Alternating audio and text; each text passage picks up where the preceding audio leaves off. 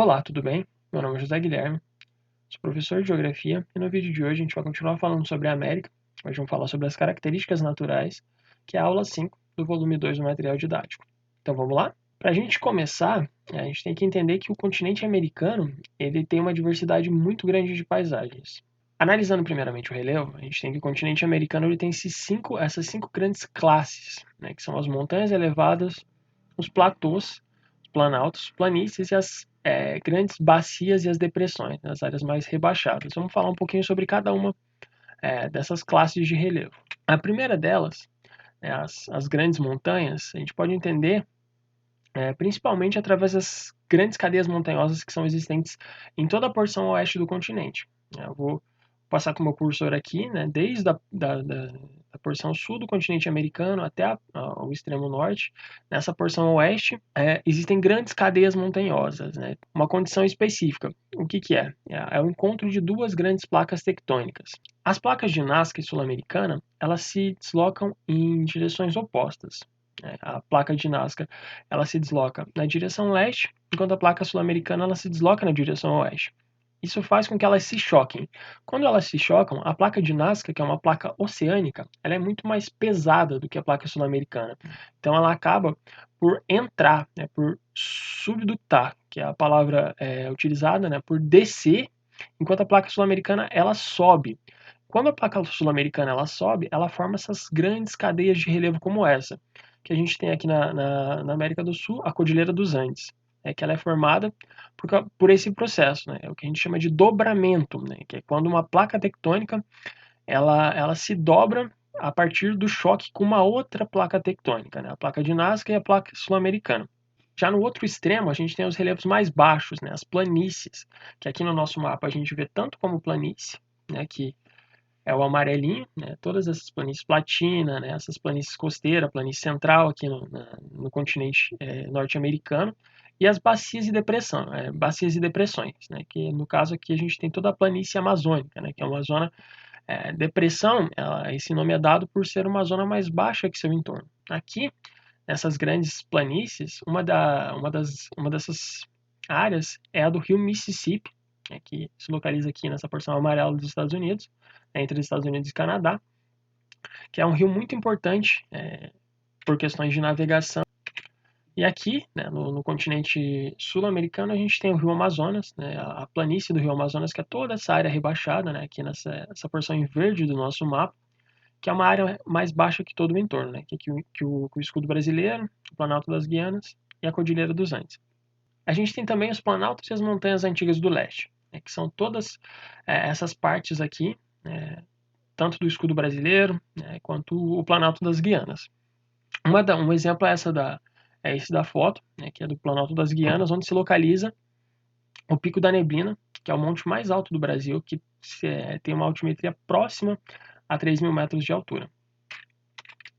Saindo dessa questão do relevo e entrando já na hidrografia, que é a rede dos rios, a gente tem diversas bacias muito grandes e muito importantes no continente americano, tanto na porção sul quanto na porção norte. Eu vou citar aqui algumas delas, vou falar um pouquinho das características.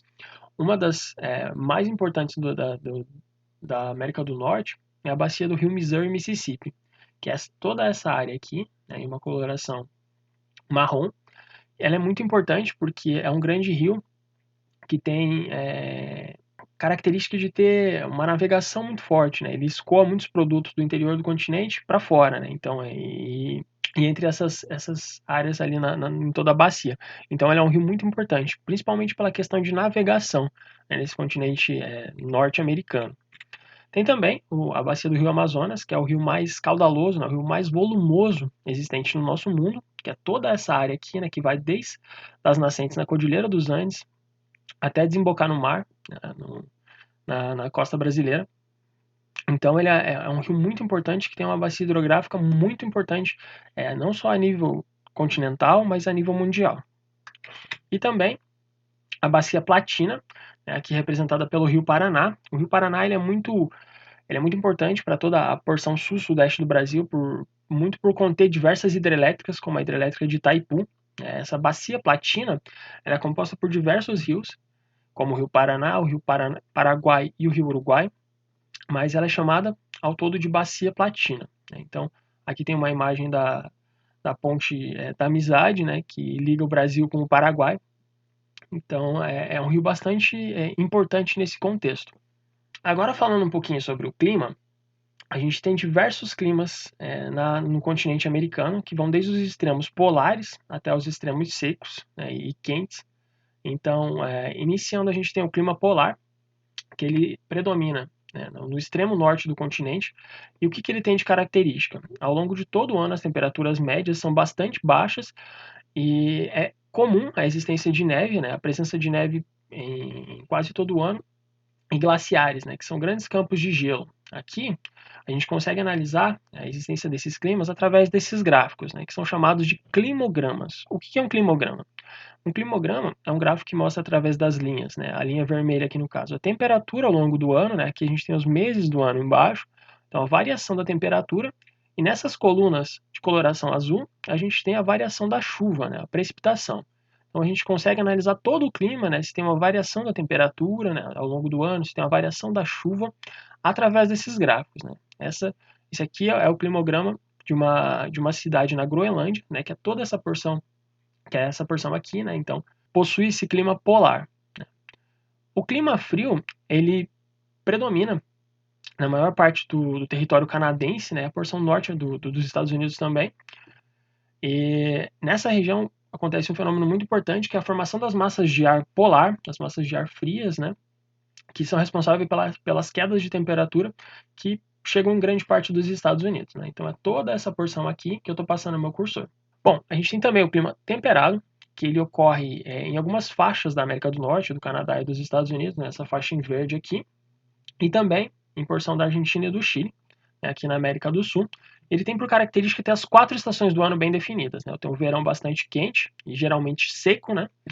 E um inverno frio e chuvoso, como a gente consegue ver aqui, né? No inverno, através desse climograma de uma cidade do Canadá, no inverno a gente tem temperaturas médias abaixo de 10 graus, mas com bastante chuva, né? Que o inverno entre novembro e janeiro.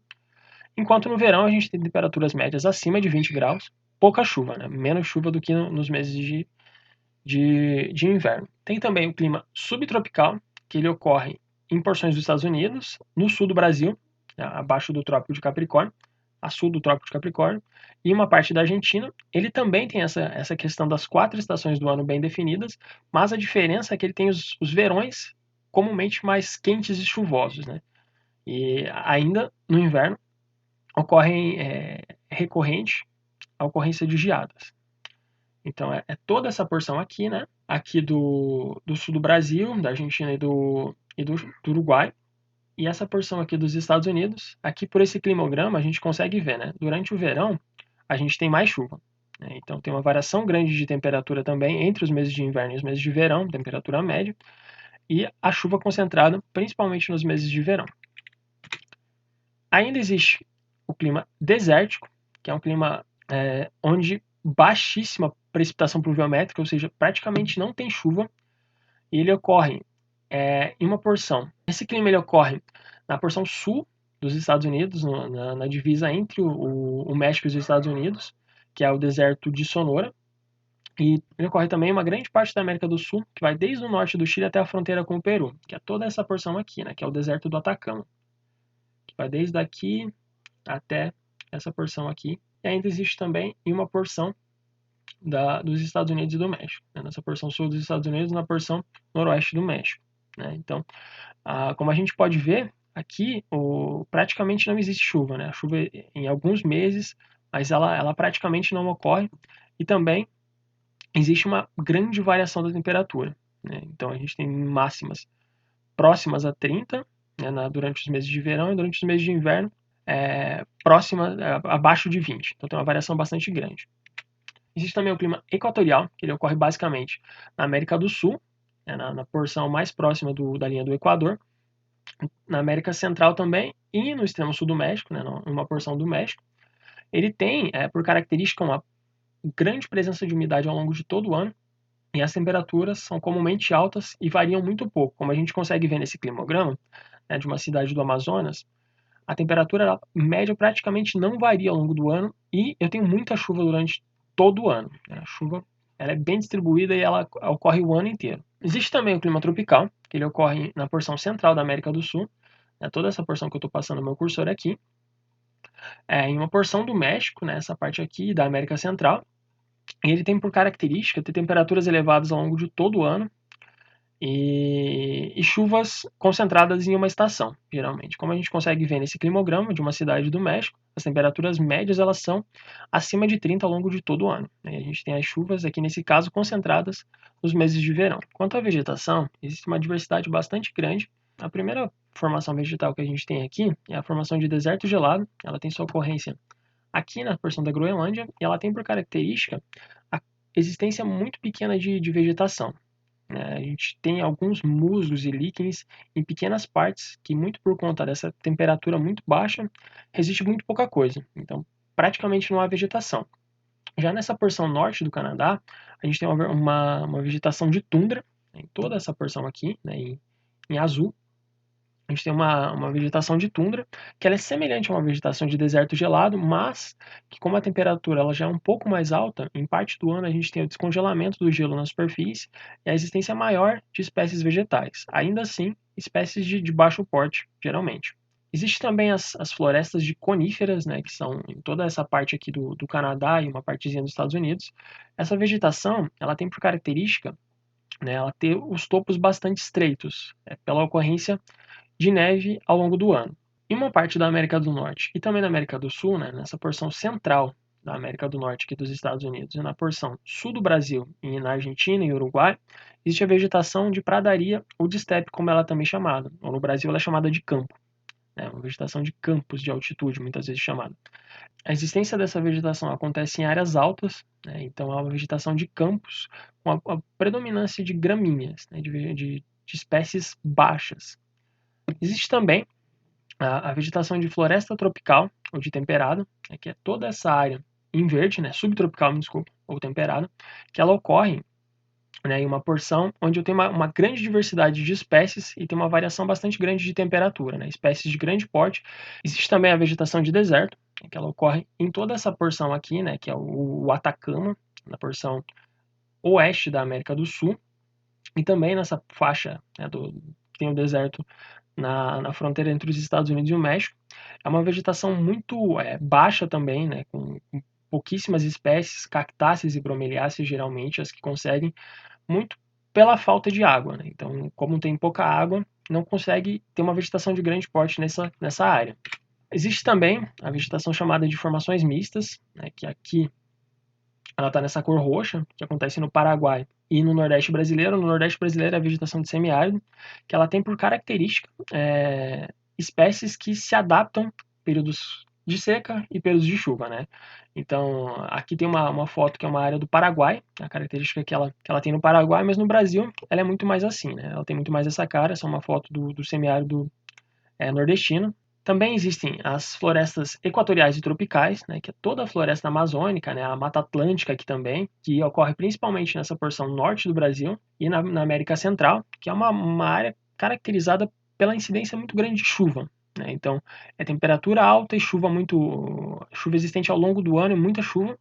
Então, eu tenho uma vegetação de grande porte, uma vegetação muito densa e de grande porte. E, por fim, tem também o outro grande grupo vegetal, que é o grupo de savana, né, o que a gente conhece aqui no Brasil por cerrado, que é toda essa área em verdezinho aqui mais claro, no verde mais claro, que também ocorre em parte aqui do Planalto das Guianas, né, nessa porção norte da América do Sul, mas que ela é mais expressiva espacialmente em toda a porção central do Brasil, né, que é uma vegetação que tem por característica essa adaptação a períodos de chuva e períodos secos. Né? Então eu tenho uma época de chuva, onde eu tenho uma vegetação mais de porte de porte maior, né? Com árvores preenchidas por folhas e tudo. E durante o período de seca, essas árvores elas perdem suas folhas e também outra característica bastante importante dessa vegetação de cerrado é que elas são espécies geralmente adaptadas a queimadas naturais. A aula de hoje foi isso. Eu vou deixar para vocês algumas atividades. A primeira delas é para associar cada climograma com o respectivo clima e características. Né? A segunda questão, para dizer quais as classes de relevo